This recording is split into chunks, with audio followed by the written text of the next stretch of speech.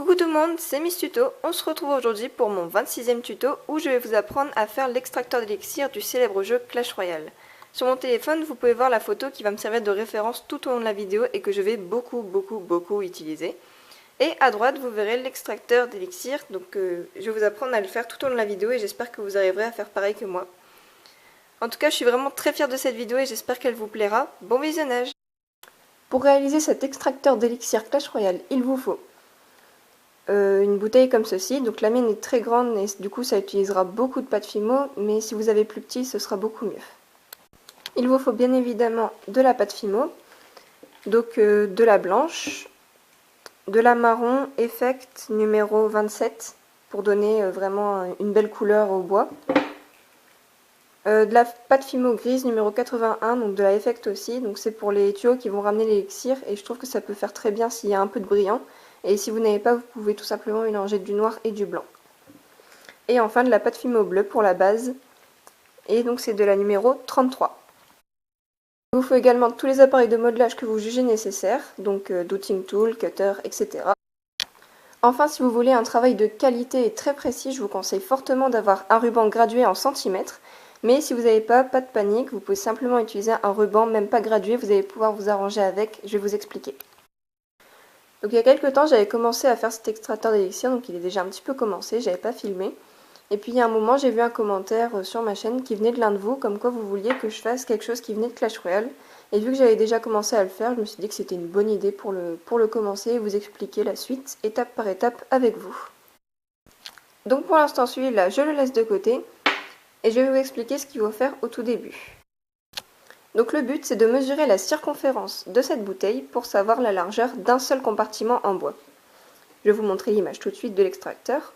Donc on compte 1, 2, 3, 4, 5 et on suppose qu'il y en a 3 derrière pour que l'extracteur soit symétrique.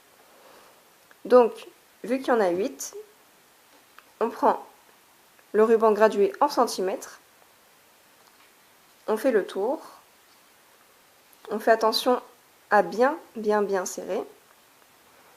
Donc là, on trouve environ 11,3. Du coup, vu que le bois en métal, il peut fausser un petit peu les calculs et aussi pour faciliter le calcul par la même occasion, on va dire que ça fait 11,2 de circonférence. En calculant avec la calculatrice 11,2 divisé par 8, on trouve 1,4 de largeur pour un seul compartiment. Pour ceux qui n'ont pas le ruban gradué, malheureusement, ce sera un petit peu moins précis et un peu plus compliqué à faire. Donc, vous prenez la bouteille, un ruban quelconque, vous faites le tour. Donc, le mien, il est un peu coupé là, donc je vais prendre comme repère là où ça devient droit.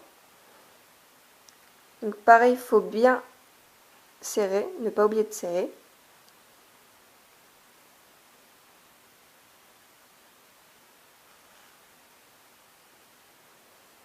Et donc, on voit pas bien sur la vidéo, mais, ah si, là on le voit. Donc ici, on voit bien que c'est là où le ruban est droit. Donc, je mets mon ongle ici. Si vous voulez, vous pouvez faire un repère avec un stylo. Et ensuite, je prends une règle graduée. Et je mesure et je trouve environ 11,2. Mais ce sera un peu moins précis. Peut-être vous trouverez un peu plus, peut-être vous trouverez un peu moins. Mais s'il y a une petite différence, ça se verra pas beaucoup sur l'extracteur à la fin. Voilà, maintenant que la partie un peu pénible et calculatoire a été terminée, on peut enfin commencer le modelage de l'extracteur. Maintenant qu'on sait la largeur d'un compartiment, on va tout de suite faire un repère, que ce sera beaucoup plus facile par la suite. Donc, sachant que moi ça doit faire 1,4, prenez bien le résultat que vous avez eu, on n'a sûrement pas la même circonférence de la bouteille. 1,4.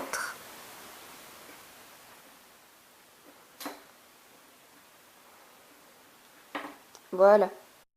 Mon but premier pour moi, c'est vraiment de faire quelque chose qui ressemble à l'image que vous avez devant vous à ce moment-là. Donc on voit bien que sur le bois, il y a deux couleurs, une très claire et une plus foncée. Et du coup, je vais varier les teintes de blanc sur la pâte Fimo marron pour faire les deux teintes que vous voyez ici. Après, je peux pas vraiment vous dire quelle proportion de blanc mettre ou pas, c'est à vous de voir quelle couleur vous voulez que ça donne. Donc voilà, j'ai pas réellement d'indication à vous donner, c'est à vous de réfléchir sur la couleur que vous voulez avoir sur votre extracteur. Mais n'oubliez pas que si vous voulez faire ça, faites attention à ce qu'on voit bien la différence entre le clair et le foncé. Mais après, si vous voulez pas faire ça pour vous simplifier la tâche, vous pouvez le faire en une seule couleur, mais ça aura moins l'air de ressembler à du bois. Donc voilà, pour vous montrer, au départ j'avais fait quelque chose comme ceci, donc on voit pas très bien sur la vidéo, mais en gros j'avais fait un clair et un foncé, mais je l'avais un peu mélangé n'importe comment. Et après, en re-regardant la photo sur mon téléphone, j'ai remarqué que c'était assez linéaire et qu'on voyait quand même beaucoup la différence.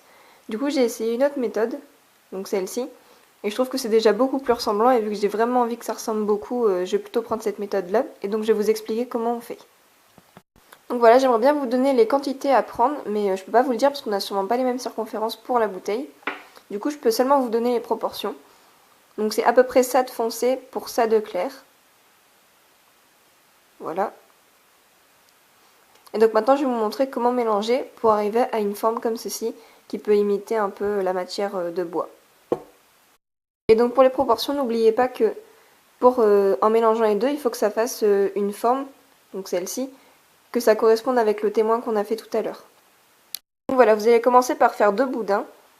Donc celui-là c'est le boudin du foncé et celui-là c'est le boudin du clair. On superpose les deux. Voilà. Et on va commencer à tourner. Et donc le but c'est de faire plein de tours. Beaucoup de tours. Donc voilà, ça nous donne quelque chose à peu près comme ceci. Et maintenant, on va appuyer.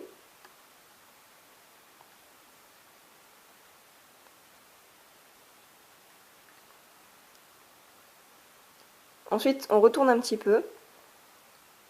On réappuie.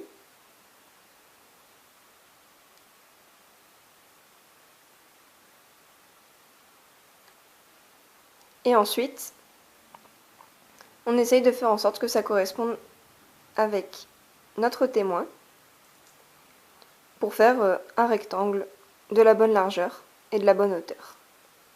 Et donc voilà, comme pour la photo de l'extracteur, on a une partie claire qui descend mais quelque chose d'assez irrégulier parce que le bois c'est pas régulier. Et donc maintenant il faut en faire 8 comme ceci.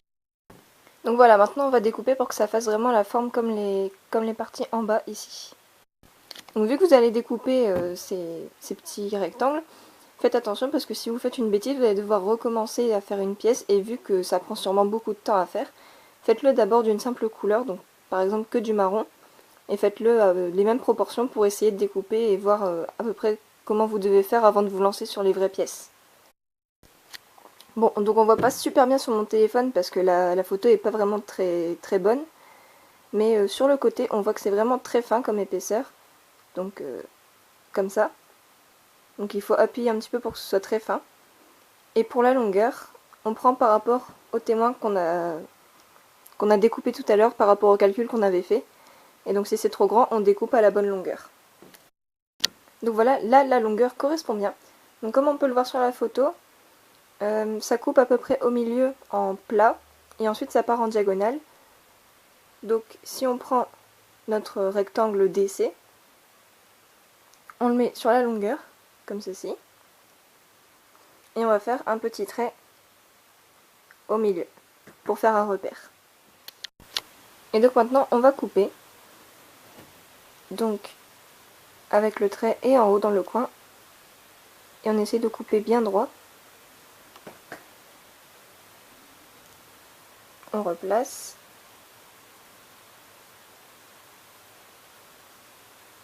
On aplatit bien.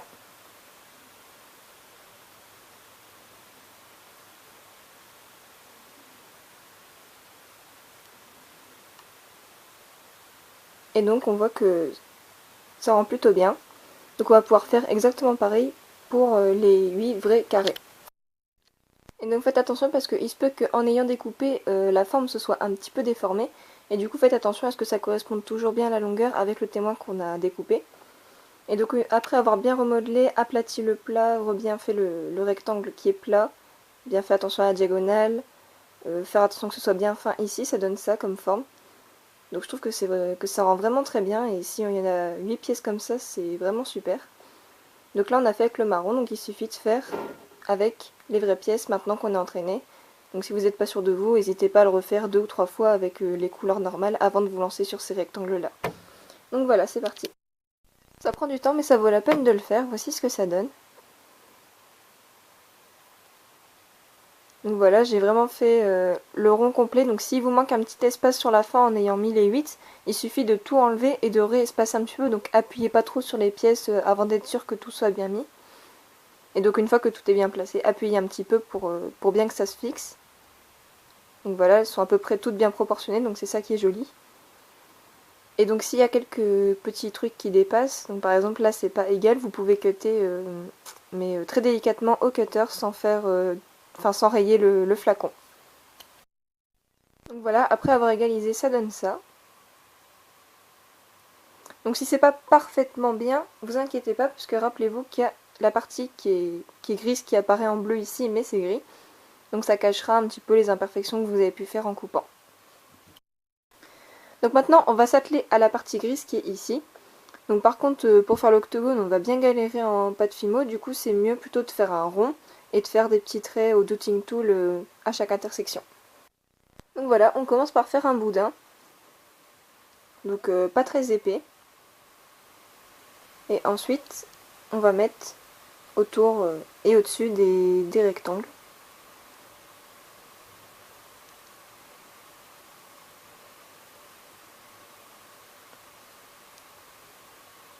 Donc on met ça vite fait.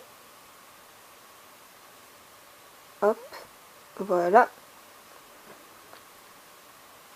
On coupe ce qu'il y a en trop, délicatement pour pas rayer le flacon.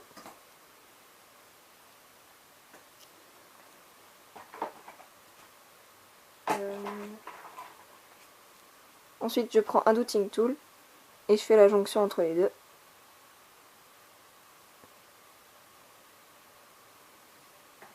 Voilà. Donc voilà, faites attention à démarrer entre deux morceaux de bois, comme ça la jonction se verra moins vu qu'on fera des traits pour faire comme avec l'octogone. Et aussi veillez à ce que ce soit bien droit, bien aligné pour pas que ça fasse des petites bosses. Donc voilà, là je viens d'aplatir le boudin avec un gros dotting tool, donc à peu près cette taille là. Et donc j'ai fait attention à ce que ce soit bien aligné partout, et donc là il suffit de faire les traits au cutter. Donc assez léger, histoire de ne pas couper le boudin, mais juste de faire un trait.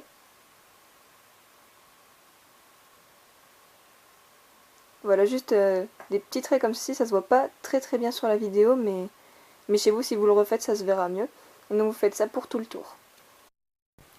Et maintenant, on va passer à ça. Donc hors vidéo, j'ai fait les pièces, donc ici.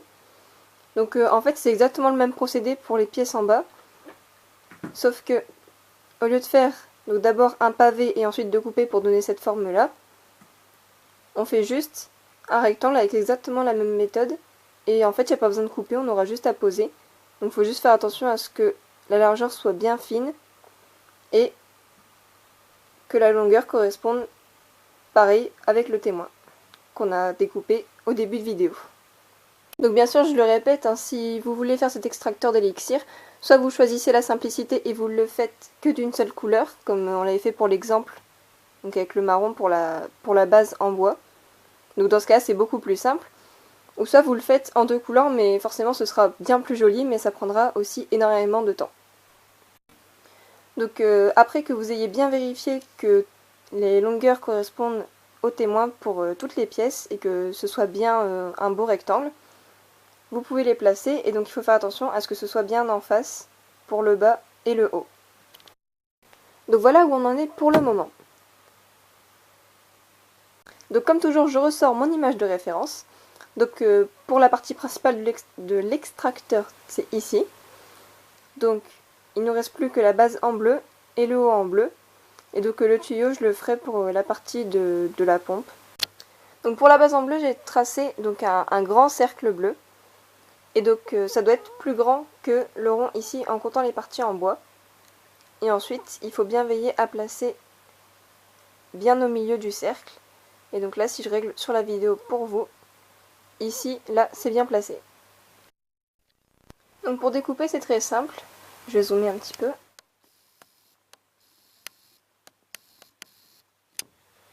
Donc on prend le cutter. Et donc, vu que c'est droit, on coupe à environ 5 mm parallèlement au morceau de bois. Comme ceci. Donc là en regardant on dirait que j'ai coupé de travers, mais en fait c'est la vidéo qui bug un petit peu.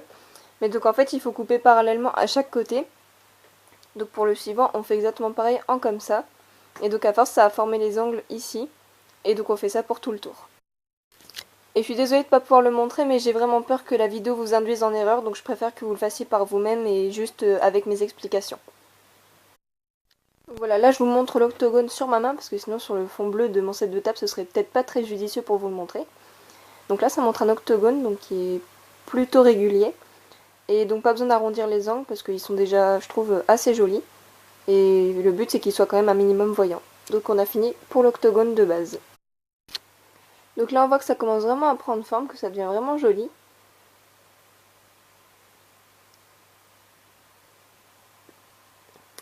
Donc voilà, on continue. Donc maintenant on va faire la partie bleue, donc la plus basse entre les deux. Donc celle-là c'est très simple parce que c'est vraiment rond, il n'y a aucun angle, donc ce sera très simple à faire. On prend donc un peu de pâte fimo bleue. Donc pas énormément mais quand même suffisamment pour que ça recouvre toute la partie ici. Et on prend un flacon, donc exactement de la même taille que l'autre, sauf qu'il n'y a pas de pâte fimo dessus. On pose, on met au centre et on va appuyer. Jusqu'à ce que ça fasse tout le tour. Ensuite on décolle, vu que c'est du verre ça se décolle facilement. Voilà. Et on va étirer un petit peu parce qu'en fait pour l'instant ça fait que la partie en verre. Mais le but c'est que ça dépasse légèrement pour que ça tienne mieux. Donc on va étirer un petit peu comme ça. Et on veille à ce que ça fasse toujours un rond. Et donc ensuite vous posez délicatement. Donc comme ceci, sans appuyer. Et donc vous vérifiez juste que ça cache bien le tour en verre qui est en dessous ici, qu'on ne voit pas trop sur la vidéo mais comme ça si on le voit. Donc il faut que ça se cache. Donc bien le placer et voir si ça fait la bonne taille. Si c'est trop petit, agrandissez-le. Si c'est trop grand, rapetissez-le. Mais ne collez pas tout de suite. Donc maintenant on va faire ça, donc le truc en bleu tout en haut. Donc c'est comme la base en bas, donc c'est un octogone mais en beaucoup plus petit. Donc on prend encore une fois un morceau de pâte fimo, donc suffisamment grand parce que le morceau est assez épais. Et donc on va encore prendre une fiole où on n'a pas mis de pâte fimo et on va écraser.